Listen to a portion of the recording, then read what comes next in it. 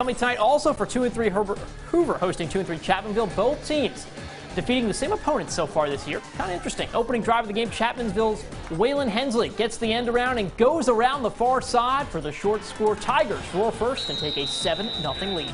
Later on, still 7-zip. Quarterback Chase Berry going to look downfield after these rowdy fans make some noise, and he's going to connect with who other than Hensley again, right? He's been the star of the game for a huge gain. This is going to put Chapmanville in striking distance yet again. And a couple of plays later, Berry with the QB keeper, and he's been so good for them, Anna, this season. Wow. The entire Husky defense, watch.